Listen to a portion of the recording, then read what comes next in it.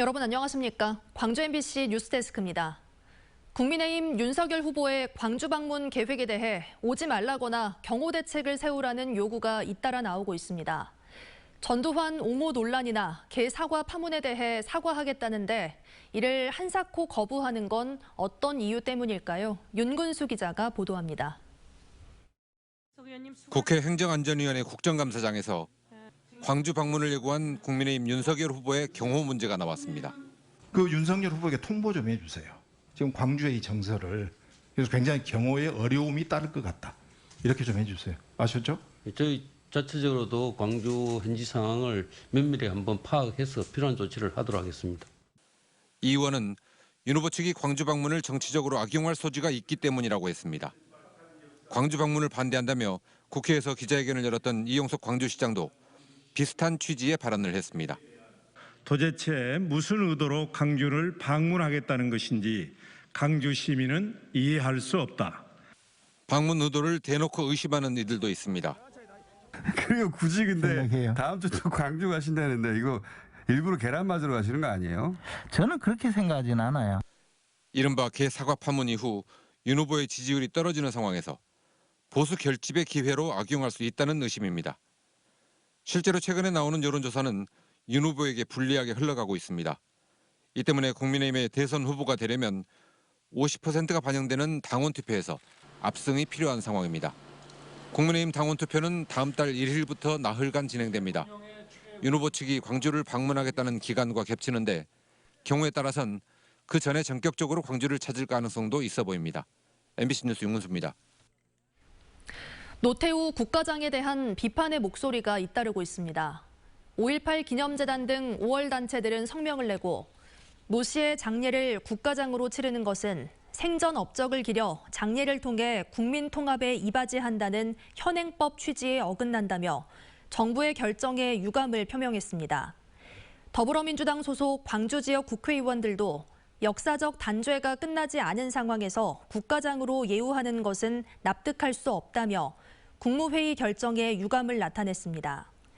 또 광주 시민단체 협의회와 민주사회를 위한 변호사 모임 광주 전남지부도 성명을 내고 노 씨에 대한 국가장을 반대했습니다. 광주시가 노태우 씨 국가장 기간에 조기를 개양하거나 분향소를 설치하지 않겠다고 밝혔습니다. 광주시는 장례를 국가장으로 치르기로 한 정부의 결정을 존중하지만 5월 영령과 광주 시민의 뜻을 받들어 이같이 결정했다고 설명했습니다. 그러면서 생전에 진정한 사죄를 하지 않고 5.18 진상규명에 협조하지 않은 점에 대해 유감을 표명했습니다. 1980년 5월 광주의 참상을 전 세계에 알린 위르겐 힌츠페터의 정신을 기리는 국제 보도상 시상식이 열렸습니다. 벨라루스의 민주화 시위를 취재 보도한 기자 등 세계의 인권과 평화를 위해 힘쓴 영상 기자들이 수상했습니다. 보도에 이다현 기자입니다. 거리를 가득 메우고 행진하는 시민들, 진압대가 물대포를 쏘고 여기저기서 부상자가 속출합니다. 지난해 벨라루스 국민들은 부정선거로 선출된 독재 권력의 퇴진과 공정한 투표를 요구하며 시위를 벌였습니다. 벨라루스의 미하일 아르신스키 기자는 이 민주화 투쟁을 영상으로 기록해 제1회 힌츠페터 국제보도상 시상식에서 대상인 기로에선 세계상을 받았습니다. People will understand the full value of ongoing struggle for the freedom of Belarus.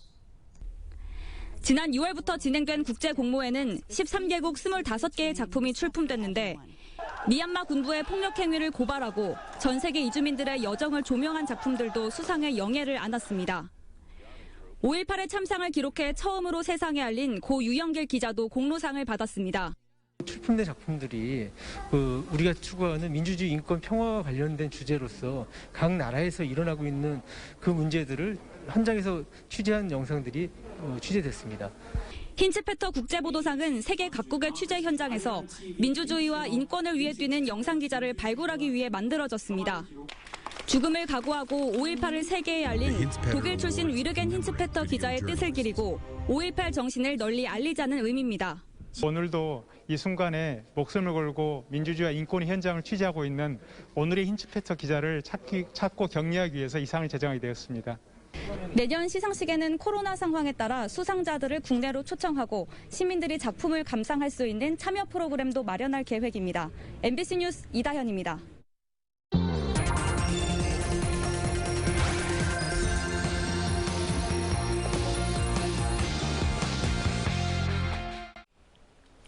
미성년자 성착취물을 제작해 유포한 혐의로 조주빈이 징역 42년을 확정받는 등 관련 범죄가 처벌받고 있지만 사이버 범죄는 줄어들 기미가 보이지 않습니다. 코로나19로 인한 변화를 빅데이터를 통해 살펴보는 빅데이터는 알고 있다. 오늘 주제는 사이버 범죄입니다. 우종훈 기자가 보도합니다. 비밀 메신저 텔레그램을 통해 여성들의 성착취 영상을 만들고 유포한 조주빈 일당의 집단 성착취 영상 거래 사건. 소위 박사방 사건의 주범인 조주빈은 아동, 청소년 등 여성 70여 명을 대상으로 범행을 저질렀습니다. 세계 최대 아동 청소년 성착취 영상 거래 사이트 웰컴 투 비디오 운영자 손정우는 특수 프로그램으로만 접속할 수 있는 다크웹으로 전 세계의 아동 포르노를 유포했습니다. 조주빈은 징역 42년, 손정우는 1년 6개월의 징역이 확정됐지만 우리 사회의 사이버 범죄는 감소하지 않고 있습니다. 경찰청 통계에 따르면 절도, 폭력 사건과 달리 디도스 공격이나 보이스피싱 사기, 불법 콘텐츠 유포를 아우르는 사이버 범죄는 갈수록 증가하고 있습니다.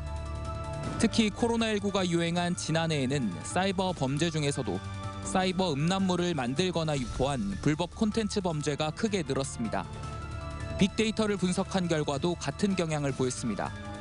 사이버 범죄와 관련한 뉴스 기사를 분석한 결과 코로나 이후에는 불법 콘텐츠 범죄의 주요 피해 대상인 아동과 청소년이라는 단어 빈도수가 증가했고 온라인과 미국, 플랫폼 등 해외 서버를 통해 수사를 회피하는 수법을 보여주는 단어도 늘었습니다. 반면 뉴스상에서 언급 빈도가 가장 크게 줄어든 단어는 검찰과 경찰, 수사와 구속이었습니다.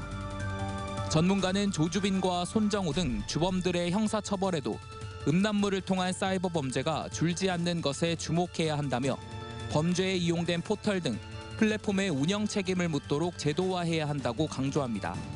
포털이나 플랫폼의 관리의 책임을 묻는 이런 방식으로 지금 제도를 변경하고 있습니다. 그것이 전반적인 어떤 아동 청소년 음란물의 소비 시장을 위축시킬 것이다 이렇게 가정을 하는 거죠.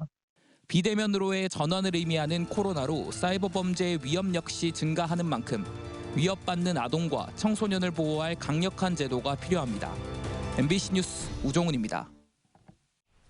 광주의 한 연계학원에서 코로나19 확진자가 잇따라 나오고 있습니다. 광주시에 따르면 이 학원에 다니던 고등학생 1명이 어제 확진된 이후 접촉자 검사에서 원생 2명과 원장 부부 등 4명이 추가로 확진됐습니다.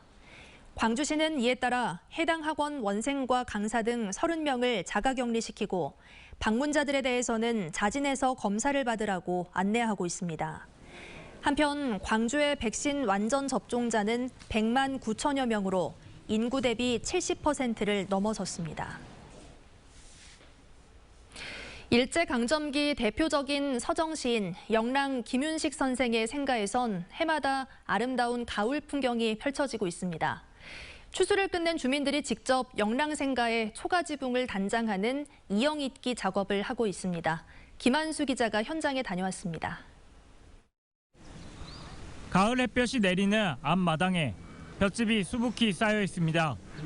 하나둘 엮어 만든 볏짚 이영은 어느새 12m 길이의 용마루가 돼 지붕 중앙에 얹혀집니다. 모란이 피기까지의 서정시인 김윤식 선생 생가의 이영 얹기 작업입니다. 김영랑 씨는 1903년 이 집에서 태어났는데 우리나라 유명한 그 문학인들이 많은데 유일하게 영랑생가 국가지역 문화재라는 점이 상당히 의미가 있죠. 그리고 어릴 적 선생이 뛰놀던 안채와 문간채, 사랑채 등 영랑생가의 8채 초가가 새 옷을 갈아입는데 한 달 안팎의 시간이 걸릴 예정입니다. 지난 1985년 복원을 마친 영랑생가에서는 해마다 추수를 끝낸 주민들이 직접 나서 일손을 거들며 시인을 기억하고 있습니다. 인근 마을 어르신 10여 명이 함께 모여 만든 볕단입니다. 볕단의 길이를 유지하기 위해서 농기계보다는 손수 낫으로 벤다고 합니다. 저가접이 있는데 할아버지 한 거, 아버지 한 거 따라서 좀 하고 또 집도 올려주고 지붕을 와서 잡아도 주고 처음에 그렇게 해서 배웠죠. 그런데 영랑생가의 이영익길을 시작으로 남도답사 1번지 전남 강진에서는 다산 정약용이 머물던 사이제 등 지역 명소의 초가 지붕 이영원기 작업이 다음 달까지 계속됩니다. MBC 뉴스 김한수입니다. 광주은행이 올해 3분기까지 역대 최대 경영 실적을 올렸다고 밝혔습니다. 광주은행은 올해 3분기 누계 당기 순이익이 1,633억 원으로 전년 동기 대비 18.6% 증가했다고 밝혔습니다.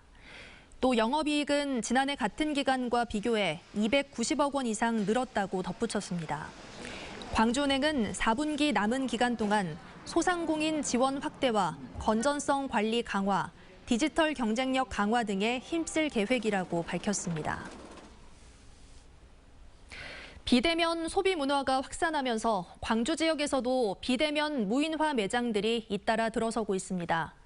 LG U+는 지난 7월 광주 충장로에 문을 연 언택트 매장에서 설명회를 열고 이 매장에 지난 석 달간의 누적 방문객이 일반 매장보다 서너 배 많았다며 특히 MZ세대의 호응도가 높았다고 밝혔습니다.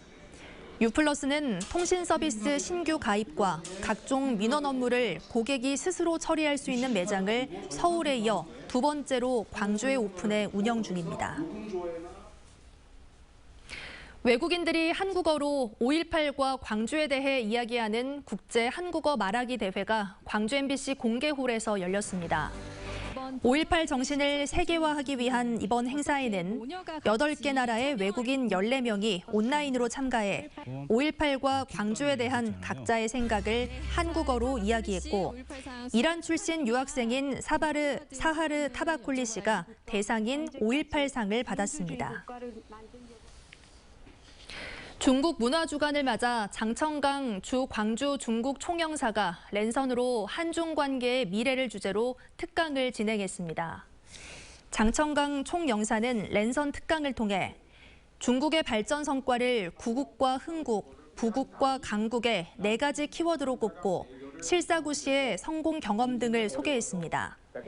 또 포스트 코로나 시대 한중 관계는 새로운 출발점에 서 있다며 양국 우호 관계 30년의 새로운 장을 함께 열어가자고 제안했습니다. 세계 관광의 날을 맞아 광주시와 광주시 관광협회가 기념식을 열고 지역 관광 발전에 기여한 유공자들에게 표창했습니다. 이 자리에서 참석자들은 코로나 팬데믹으로 관광업계가 많은 어려움을 겪고 있지만 일상 회복을 통해 관광 산업이 다시 활성화하기를 기대했습니다. 또 광주를 아시아 문화의 중심이자 관광 도시로 만들기 위해 함께 노력하자고 다짐했습니다.